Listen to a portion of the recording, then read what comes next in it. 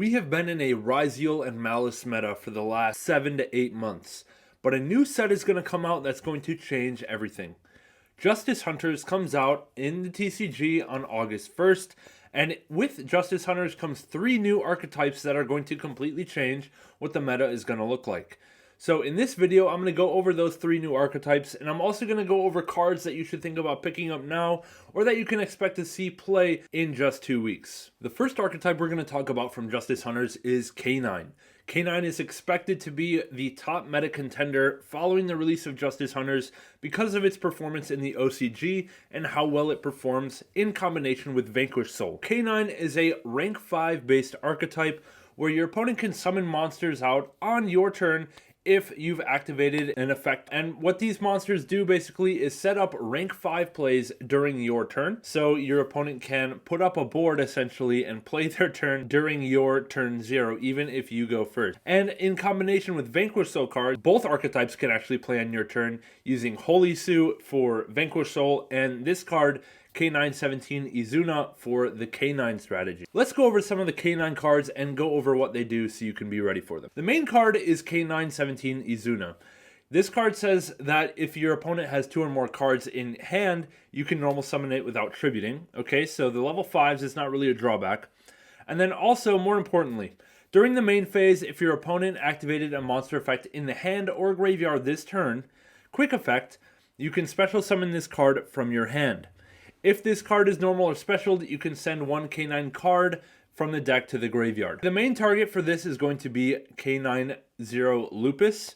This card says during the main phase, if your opponent activated a monster effect in the hand or grave this turn, quick effect, you can special summon this card from your hand or grave, but banish it when it leaves the field. So essentially, Izuna is going to send Lupus. Lupus can summon itself back out. Why does that matter? Well, because Lupus says during your opponent's turn, you can quick effect, immediately XC summon using this card you control. So you're going to be able to summon out the Izuna, dump the Lupus, Lupus comes back, and Lupus and Izuna can overlay for whatever rank 5 you need. The go-to rank 5 is going to be another K9 card coming out in this strategy, which is K917 Ripper. This card requires 2 level 5 materials, so it's generic, so you can summon it in Vanquish Soul to bridge into your K9 cards. And this card says you can detach 1 material, add 1 K9 card from deck to hand, then if your opponent activated a monster effect this turn, you can set 1 K9 quick play spell from your deck or grave. I'll go over the K9 quick play spell in a second. If it's set up as an interruption, it says when your opponent activates a monster effect in hand or grave, quick effect, you can detach 1 material, negate that effect. Alright, so it's just a setup, a negate for a hand or graveyard effect, and it's also a body on board. Alright, now let's take a look at that quick play spell that it can search. The go-to quick play spell is going to be this one, K9 X-Force Liberation. This one says, during the main phase, target 1 K9 Xyz monster you control, special from your extra deck, 1 K9 Xyz monster with a different name by using that monster you control as material, and then transfer the materials. And then you can destroy 1 card your opponent controls. And then all of them say, at the end of the battle phase, if your K9 battled, you can set this card. Alright, let's take a look at what the target is. So we go from Ripper, we set the quick play spell, and then we can use the quick play spell to summon out K9X Werewolf. This is the boss monster of the K9 strategy. This card requires 2 level 9s. It's generic, so you can hard make it in some level 9 strategy. Maybe Virtual World, maybe Generator, I don't know. But the go-to way is going to be using that quick play spell, targeting the Ripper, ranking up into the K9 Werewolf, and then this card is kind of crazy. This card says, when it has material, it can attack a number of times each battle phase up to the number of materials. So if it has 2 materials, it can attack twice, 3,300 attack, pretty good. More importantly, when your opponent activates a card or effect, quick effect, detach 1, and then depending on whose turn it has a different effect. If it's the controller of Werewolf's turn, you can banish 1 card your opponent controls and or 1 card out of their graveyard, so it's a double banish. And then if it's your opponent's turn, so if it's like set up as an interruption, and then you pass turn with Werewolf on your board, and now it's your opponent's turn, you use Werewolf, you can look at your opponent's hand and banish 1 card from it till face up until the end phase. So it's basically Deep Sea Minstrel quick effect. That's the K9 strategy in a nutshell. And there's a couple more main deck level 5s for a bigger engine. One of them will just be able to summon itself from hand and then summon one from grave. So it's just essentially quick and easy rank 5 access. Now let's take a look at a couple cards that are going to synergize really well with the Canine strategy. I already mentioned one set of cards, which is going to be the Vanquish Soul cards. That's the reason why the Canine strategy is going to be so powerful, is because we're going to be able to use the Vanquish Soul cards to get 2 level 5s on board. We're also going to be able to line up the attributes of the Canine cards with the Vanquish Soul cards. Izuna is an earth monster, and then Jokul is another one of the main deckable Canine cards, is a dark, and then also Lupus is an earth. So we have darks and earths lining up in the hand, and that is really going to help your Vanquish Soul strategy get the attributes it needs. And as I mentioned before, we have Zhao Long and we have Holly Su, both level 5s, so that we can summon Holly Su, summon Zhao Long, overlay into the Ripper. Ripper can search your Canine cards, and then that can get you back into the Vanquish Soul cards, and then go into Rock and so forth. So there's a lot of synergy between Vanquish Soul and Canine, and that's why we're definitely going to be seeing them paired together going forward. A couple other cards that you're going to want to know about if you're going to play Canine. There's going to be some more Xyz monsters, so we already see these cards played in the current version of Vanquish Soul, but you're definitely going to want to have them going forward. And that's going to be Nash Knight, and Nash Knight is going to be a rank 5 where you can steal one of your opponent's monsters and attach it as material, and then we can bridge up into the CXYZ Nash Knight, and then go up into the 104 and C104 Umbral Horror Masquerades. It's already a package that we see getting play right now in the current version of VS, but with the Canine cards, it'll be a lot easier to access the Nash Knight, and I think it'll be a lot more important than it currently is right now. We're also going to see cards that are going to be toxic, notably number 67, Paradise Smasher. If you don't know this card, you will soon. Hopefully it's on the ban list, but this card is essentially our 3 level 5 Xyz monster for a rank 5, and it's basically a turn skip. It's 92% chance that you are going to turn skip your opponent, which is absolutely crazy, absolutely toxic, and I really hope this card just leaves the game on the next ban list. And then we also have a time burn card, kind of, which is number 61, Volcasaurus, where you can detach one, pop a monster, and burn for that damage. So it's just a couple tech cards, but really, realistically, they're not going to be that important. Maybe in the pure Canine deck, if you are going to play a pure version, you're going to want to have these kind of tech rank 5s. But otherwise, if you're playing the Vanquish Soul cards, you're only really going to have room for the Nash Knight package, which requires 4 cards. Plus, you're going to have to play the Vanquish Soul extra deck cards. Plus, you're going to be playing Ripper, probably 2 of it, 1 Werewolf, and then 1 more of the other Canine Xyz monster, which is going to be called Wolf, or Hound, sorry. This one is not as good of an interruption as the Ripper card, but this one says once per turn in the standby phase, detach 1 material, then target a card on the field, banish it. And this is kind of nice because if you can set it up on your opponent's turn, like on turn 0, then during your standby phase, you can banish one of their cards off the board already. So that can be kind of nice, and it's just an interesting opportunity there when it comes to setting up a board with Canine. The next strategy I want to talk about is going to be Yummy. Yummy is a level 1 based strategy where we're making level 1 monsters, link 1 monsters, and level 2 synchro monsters to set up a board of interruptions. Think of this one kind of like Sprite, okay? Except Sprite locks you into level 2s. Yummy kind of keeps you into link 2s or lower. And it also, you can synchro climb up past level 2, but all of your monsters are level 1, so it's just going to take a lot of climbing to get up into anything significant. But also what these cards do is set up a board where you can tribute off the synchro monsters, bring back the normal monsters from your graveyard, and then those guys will be able to interact with your opponent somehow. For example, Cupsy Yummy is your main starter here, and this one says, if you control a Link 1 or a level 2 Synchro, you can special the cards. So they're all starters and extenders. But Yummy says if this card is normal or specialed, you can add a Yummy from deck to hand, except for itself. And then if it was Synchro summoned by a Synchro Monster's effect, you can draw 1 card instead. What all of these cards are going to try to do is have the Synchro Monsters tribute themselves off, bring back 2 level 1s from the grave. The level 1s will get bonus effects if they're summoned from the Synchro Monster effect. So, like I said, Yummy is going to draw you a card. Then we have Cookie, which is going to be able to destroy a card if you summon it back with the Synchro Monster. And then we also have the Lollipo Yummy, which is going to be able to banish a card from your opponent's graveyard. So this is going to be like set up a bunch of interruptions, and then you can also quick synchro on your opponent's turn using the link 1 that they have, Yummy Snatchy. So it allows you to synchro back up into your synchro monsters here, or into something else, which we'll get into in a second. Anyways, these guys are just like moving around all the time. We're link 1, you know, synchro 2, and then tribute back out, summon out the link 1, summon out the level 1s again, and you kind of just move them around all over the place. And it really does play out like Sprite, where you're summoning a bunch of bodies, but you still can't climb up higher than a link 2 or a rank 2. So it's very similar to that. This deck kind of plays a board breaker type of strategy where you're not really going to be playing a lot of hand traps. You're going to be playing the Charmies, of course, because that's kind of standard. But other than that, we're going to be playing a lot of engine and a lot of board breakers to kind of facilitate what this deck is trying to do.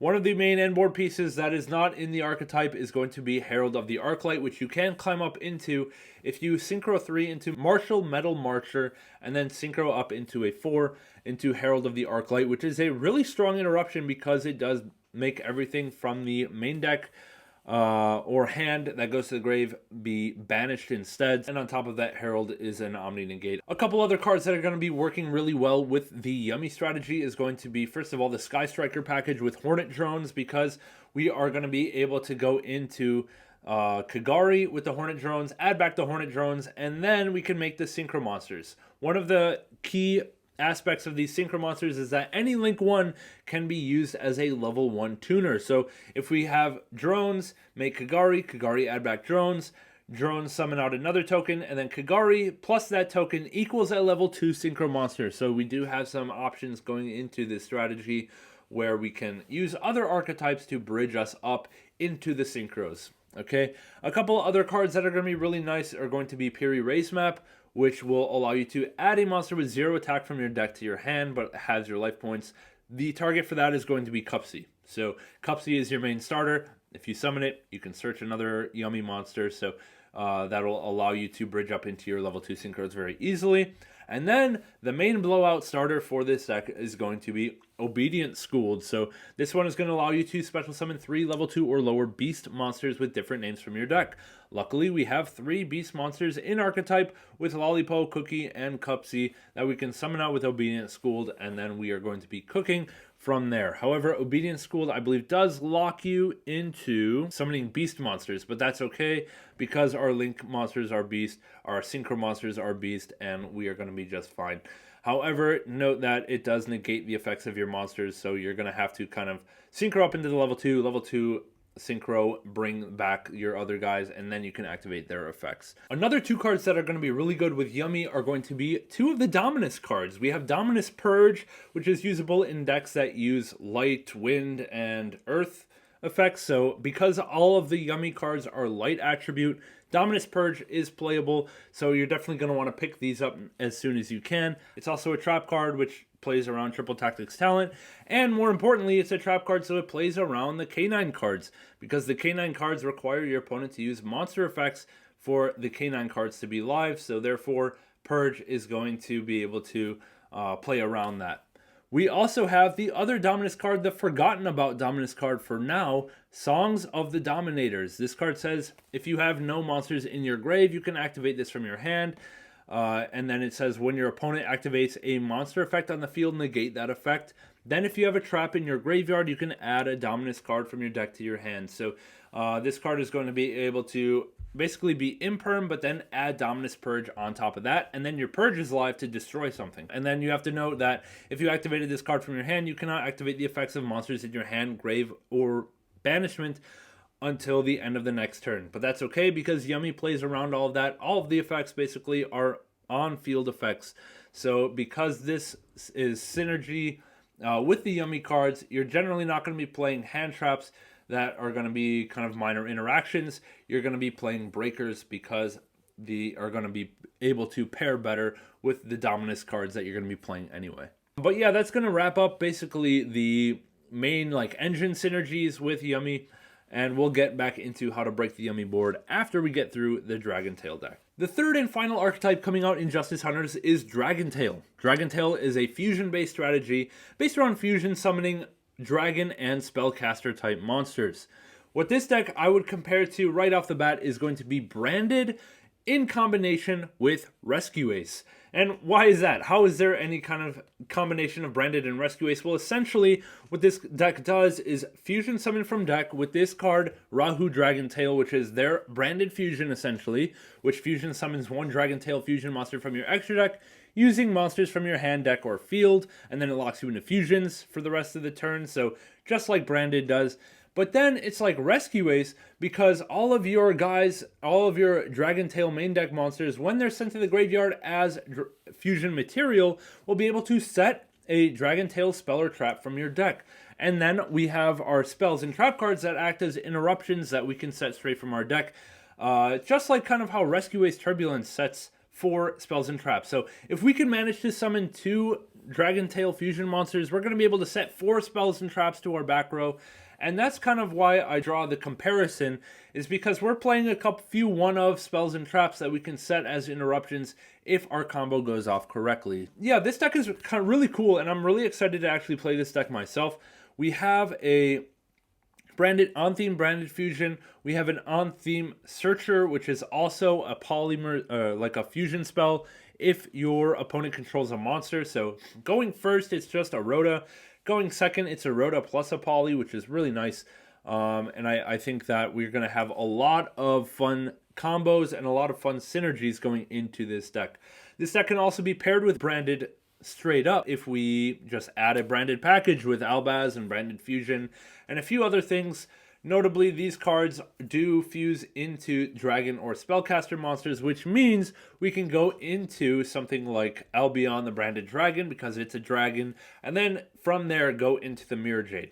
Can't go straight into the Mirror Jade because Mirror Jade is a worm, so we cannot go straight into Mirror Jade using the Dragontail fusion spells, but we can kind of bridge into other archetypes in that kind of fun way. The fusion monsters are interesting. So we have Dragontail Altharion, which is going to be the big boss monster. This one on summon can target monsters on the field or in any grave up to the monsters used from the hand and return them to the hand. This is kind of nice because if we use a material from our hand, we can even target hand traps in our graveyard and add them back. So if we've ashed our opponent's Charmy, for example, and then we fusion summon this guy using a Dragontail from our hand, we can add back that ash as an interruption, and then the monster that we lost from our hand is going to be able to set a spell trap from our deck. So it's just going to be kind of a 2-for-1 interruption there as well. The other fusion monster in the archetype is going to be Grammel, and this one says when you activate a Dragontail card or effect, you can target one card your opponent controls, destroy it. So we're going to have some ways to activate effects during our opponent's turn. So if we set this guy up, and then we are able to use our Dragontail effects on our opponent's turn, we can pop cards. Or if we just set this guy up to break a board, we set him up, then we use our other Dragontail effects, and that will be able to start clearing through our opponent's board in that way. Both of these fusion monsters have an effect where if 2 or more monsters are sent to the grave at the same time while they're in your graveyard, you can bring them back. How do 2 or more monsters go to the grave at the same time? Well, it doesn't have to be like, my first thought was like Raigeki or something, but it doesn't have to be that. It could just be a Link 2. It could be a Synchro, okay? Or it can be a fusion off the board using 2 monsters off the board, which is not too common to fuse with material from the field. But it is possible as well. So these guys do recur themselves, which is kind of nice. However, their Altharion's effect to bounce only happens when he's fusion summoned and not when he comes back using his own effect. A couple other cards that are going to be notably useful to pair with Dragontail are going to be Mysterion the Dragon Crown. This card uses a spellcaster plus a dragon. Let's see what this guy does. This guy says, if a monster uses its activated effect to special summon itself, or a monster with its same original type, you can target one of those special summon monsters and banish that monster. Also banish all monsters from the field with the same original type. So this could be pretty nice. Think about like Malice Marchhare banishing some Malice name and then summons itself out. We can banish the Marchhare, we can banish all of the other Cyberse monsters on the board. So, that could be pretty good if you time it right. Obviously, we don't want to banish all the Malice names for the first time, but if they've already used their effects, or if they have like Splash Mage on board or something like that, we are able to clear out the entire field like that. And that's just for one example. Another example might be in the Mitsurugi matchup. Imagine banishing all of the reptiles off the board. That could be pretty good. Now let's look at one other card that you have to know about, which is Secretarion Dragon. This one is also made with materials of a dragon plus a spellcaster. It loses 100 attack for each of your banished cards, but that's okay because we'll get to the traps in a second. Those cards can shuffle back banished cards from your banished zone into the deck, which is going to be kind of nice. So we'll preserve this guy's attack points for now. This guy says, while you control this fusion summon card, your opponent cannot activate effects of special summon dragon or spellcaster monsters they control. You can target one dragon and one spellcaster in your graveyard, special one, and place the other at the bottom of the deck. So this guy's kind of an extender. I don't really know how often that you're going to be stopping special summon dragon or spellcaster monsters effects unless you're playing the mirror match. But really, there's not a whole lot of dragon or spellcasters in the meta right now where this will have a large effect. But it's definitely something you want to keep in mind because the number of fusion monsters you can summon in this deck are kind of limited to dragons and spellcasters. So you're definitely going to want to be aware of this guy, and this guy might be able to link climb for you or something like that. Note that the branded fusion, the Rahu Dragon Tail, only locks you in the fusions after you use it. So unlike branded fusion where you're locked for the whole turn, regardless of when you use branded fusion, this card locks you only after this card resolves, so you can do some link plays first and then go into Rahu Dragon Tail later. The Dragon Tail spell and trap set targets are actually really fun. So you already saw the two spell cards, one's the fusion spell and one is the Rhoda, but then we have two really nice trap card interruptions. One is a spell negate on the field, so target one spell on the field, negate its effects, then place one Dragon Tail from your grave or banish to the bottom, and then draw one. So it's a spell negate plus a draw, which is kind of nice. And then the other target is going to be a bounce, basically. Target one attack position monster on the field, return it to the hand or extra. Then again, you can place one Dragon Tail card from your grave or banish to the bottom and draw one. So it can replace itself, and it can also, if you use one trap after the other, you can put the other trap back to the bottom so that you can keep setting these from your deck and you only ever have to play one of each. So that's going to be kind of nice, and it's going to build up your hand again. So in that way, it's kind of like Rescue Ace setting up your board, except you don't have to play the Rescue Ace field spell to recycle them. They will just recycle themselves. So that's going to wrap up our coverage of the three decks, K9, Yummy, and Dragon Tail. And now let's get into some cards that are going to be really good for the upcoming meta where the non-engine comes in. Going forward, I think we're going to see a few cards take a peek into the meta game that we haven't seen in quite some time. Now that we've gone over K9, Yummy, and Dragon Tail and gone over what they're going to be doing in the meta, let's talk about what cards we can play to combat these cards, because lately we've been playing nothing but Charmies, Droll, and Ash, and maybe, of course, Impulse, but going into this new format, those cards might take a fall off, especially if we see a ban list hit our Ryzeal, Maliss, and Mitsurugi cards that have been dominating the meta for so long. We're going to start with our monster options, starting with Dino Wrestler Pankratops. This card is going to trade really well into the Yummy board because the Yummy board kind of sets up targeted interruptions and very small monsters. So if we can summon a Pankratops, we are easily going to be able to trade 2 for 1 with the Yummy cards, and we're also going to be able to pop and dodge some of the Yummy effects that are going to be coming out. We can force out the Synchro monster to bring back 2 of their monsters from the grave, which are the start of their interruptions, by trying to enter the battle phase. And then when the interruptions come out, to pop your Pankratops, you just tribute the Pankratops and target something else. And that's going to be really strong to be able to clear through a lot of what Yummy is trying to set up against you. It's also going to be an Earth attribute, notably, so the Vanquish Soul strategy will have a little bit of synergy. And then into the Vanquish Soul board, the Vanquish Soul K9 board specifically, because your opponent is summoning stuff out on your first turn, you might be able to just summon Pankratops out on your turn. So it's especially good in the Vanquish Soul deck, probably in the side deck for the mirror match, but you are potentially going to be able to summon out Pank on your first turn and set that up as an interruption. Along similar lines, because K9 and Vanquish Soul are going to be playing a lot on your turn, cards like Kurikara might not be so bad because you're going to be able to actually just tribute through most of your opponent's board pretty reliably if we can have this card live early on. Also, against the Yummy deck, it's probably not going to be so bad because a lot of their interruptions are based on having their stuff activate kind of like right away and going through and setting up a potential like quick synchro summon or quick synchro climb up. And when you summon those cards out, you're going to activate their effects to search or pop or lower attack or banish or whatever. And then you can just Kurikara that board and then they're kind of just cooked. So I think Kurikara is a potential sleeper pick for this side deck as well. And once again, it's a fire attribute card, so it's going to be good if you're playing the Vanquish Soul strategy. Kurikara not going to be so great against the Dragon Tail deck, I think, because Dragon Tail is going to be setting up trap cards as negations. So I don't think that Kurikara is going to be very great there, but against Vanquish Soul and probably against Yummy as well, Kurikara could see some play. Because your opponent is summoning stuff and doing stuff on your own turn, Triple Tactics Thrust makes an appearance. Because if your opponent, for example, if you start playing and your opponent summons out a K9 monster, Thrust is live to search any normal spell in your deck, essentially. So that could be really strong, especially if your deck struggles with consistency and you want to be searching a normal spell starter, like, for example, Thrust can search Stake Your Soul, Thrust can search Pre-Preparation of Rites, Thrust can search Engage. So we have a lot of potential starters being searched with Thrust if your opponent shotguns the K9 cards right off the bat.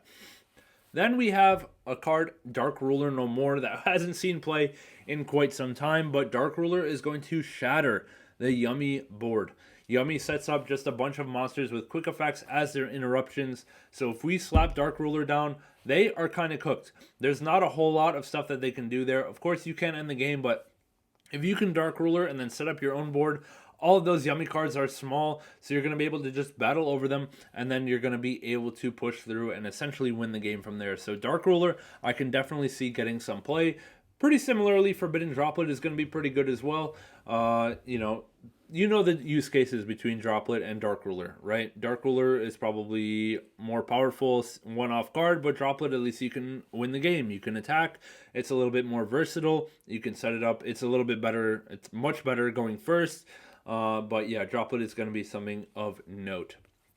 And then we have one more card I want to go over, which is going to be Evenly Matched. This one, unlike the other ones, is going to be pretty good into the Dragon Tail matchup because kind of like Rescue Ace, Dragon Tail is just setting up a whole bunch of set spells and traps as their interruptions that are not going to be able to deal with an Evenly hitting their board. So Evenly is going to be pretty strong, and it's also going to be pretty strong into the Yummy board because Yummy is not going to be able to deal with Evenly very well at all either. However, against the Vanquish Soul strategy, probably not that great because if your opponent has already set up their Vanquish Soul board, chances are they have stuff in hand to keep playing after they get even lead, but it can do well to clear out a bunch of cards. It can get rid of their K9 cards off the board at least, but do expect your opponent to keep playing in main phase 2 if you evenly them. So evenly better for Yummy and Dragon Tail. Dark Ruler, better for Yummy. And then we have kind of Thrust, we have Pankratops, and Kurikara. All pretty good against Vanquish Soul and Yummy, but not so much against the Dragon Tail deck, okay? So that's going to wrap up this video for today. It's a brief intro into Justice Hunters. There's a lot of new interactions and new strategies coming out in this particular set that we have to pay attention to and be prepared for because we only have 2 weeks to go until that set comes out. But I'm excited. The deck that I'm most interested in is probably Dragon Tail, but we're going to see how the prices look on all 3 of these strategies before I make any kind of decision on that going forward.